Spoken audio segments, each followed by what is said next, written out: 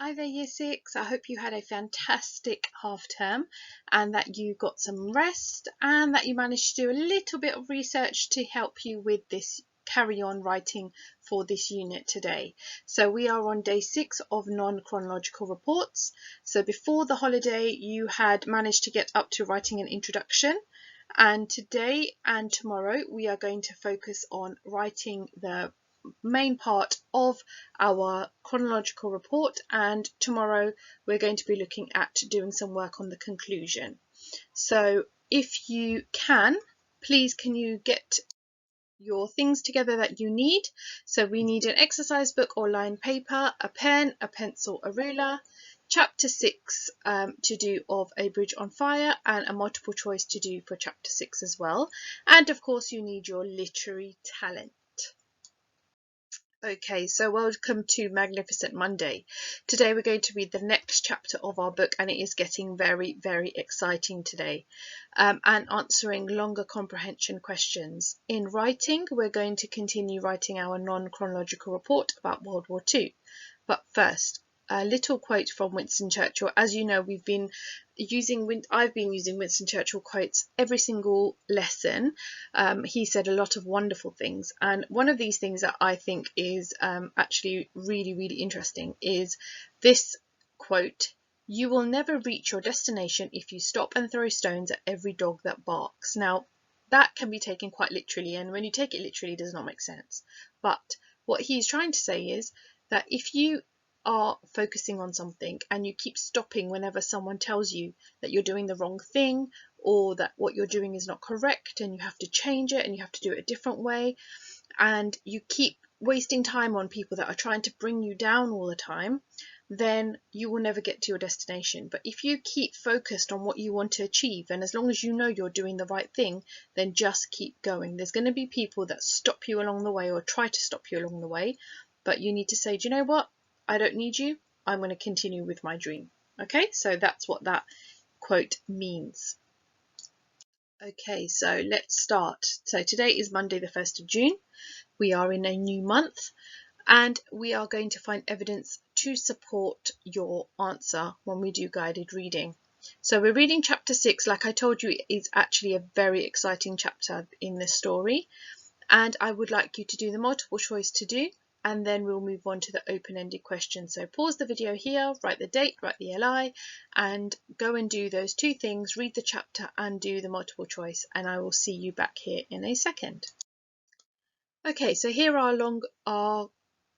our open-ended questions. So why did Kat make her way to the far right-hand side of the bridge instead of the left? What materials were used to build Vascombe Bridge? Why was Kat surprised to see both of the German guards coming towards her? The soldiers were moving their torches from side to side, but she zigzagged as she ran and their beams didn't pick her out. Why didn't she run in a straight line? And Jean-Paul had been friendly when Kat had first met him. Why do you think he fired a pistol at her? So if you read the chapter, you will know that it's a very exciting ending where Jean-Paul actually has a gun and is ready to shoot Kat. So he does turn on her at the end of this chapter. So have a think about that one. Why do you think he fired the pistol? And I want you to pause here, and I want you to go ahead and do those questions in full sentences and then send your work to me so that I can see how you're getting on. Okay, so let's go through the questions. Why did Kat make her way to the far right-hand side of the bridge instead of the left? Well, she did that because it was away from the soldier's hut. So remember, she was trying to get away from the soldier's hut. What materials were used to build Vascombe Bridge? Well, the bridge was made of steel. Okay. Why was Kat surprised to see both of the German guards coming towards her? Because actually she thought they were on a break in their hut. So she was surprised that they were coming back so quickly. And why did Kat not run in a straight line? Well, if she ran in a straight line, they would easily catch her. But by running a zigzag, she was able to get away much quicker. And why did he fire a pistol at her? Well, I think it's because at the time when they first met, he didn't know who she was. And then now, having seen what she has actually been doing, he realised that she's lied to him.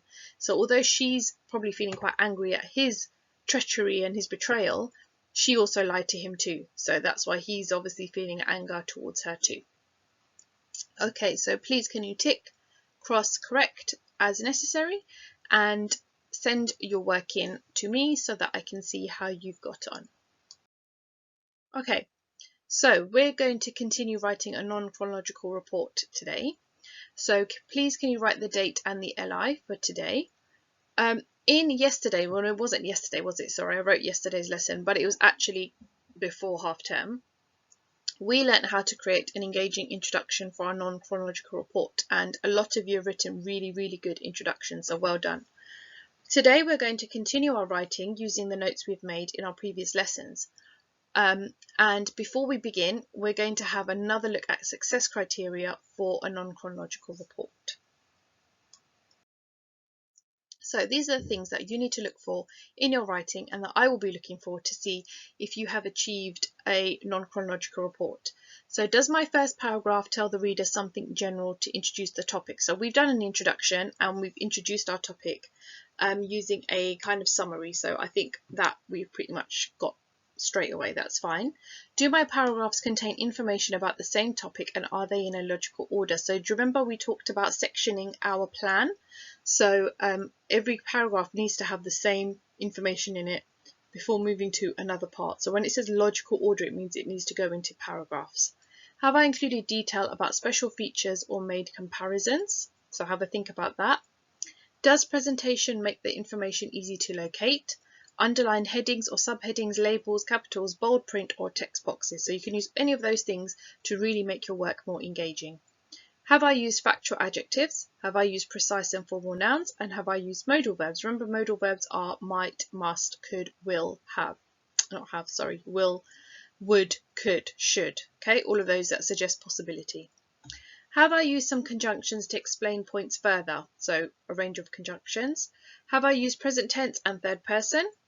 And is the style formal, sometimes using the passive voice? So you need to make sure that you've got all of those things in your writing in order for it to be a successful non-chronological report.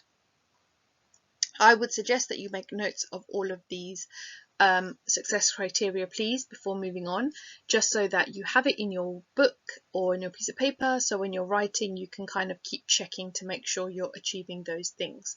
So if you pause the video here and we will move on when you are ready. Okay, so please remember we had a plan from our previous lesson. So if you remember, I actually wrote down the different topics that you need for each paragraph. So we've done our introduction. Your next one now is how the war began, the two sides, which countries were fighting against each other, how the war was won, the aftermath of the war, and the conclusion. So a brief summary of the key points of World War II. Now, what I want you to focus on in this lesson today is actually looking at number 2 to number 5.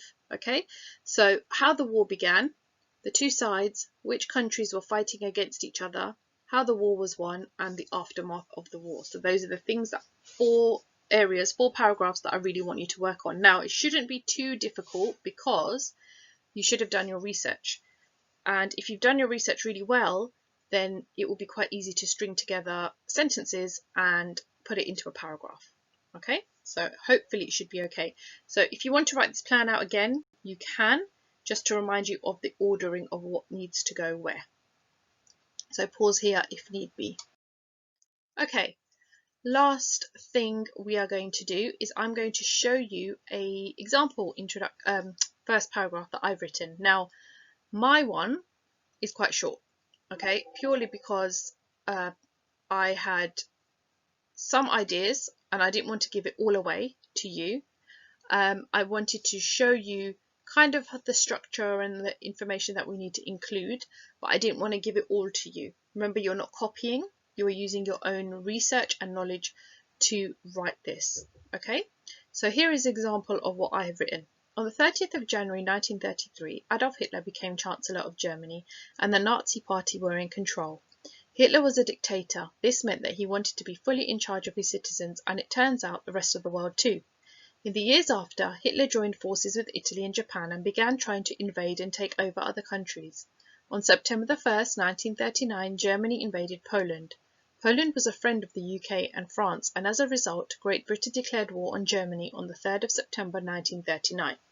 Now that has key facts, key information about World War I and the kind of after, sorry, not World War One, the beginnings of World War Two, okay, and the kind of build up to World War Two, okay, and I want you to just note that I've tried to write it in a more simplified way, although it's still formal. I've tried to keep it quite easy to understand for the reader as well. Okay, so try and stick to that if you can. So you can pause here, make notes, get some vocabulary from here if you wish, and you can take some ideas from here, but I do not want you to copy it. Okay, remember that, do not copy. Okay, so now it's your turn. Remember to keep your paragraphs concise, factual, and to the point. Use the success criteria to check you are meeting the correct features as you go along. Check back and read over your writing to check it all makes sense. Really, really important to do that. If you need any help, please message me on Purple Mash or send me an email at the Year 6 email address, year6@grange.harrow.sch.uk, and I will try and respond to you as quick as I can.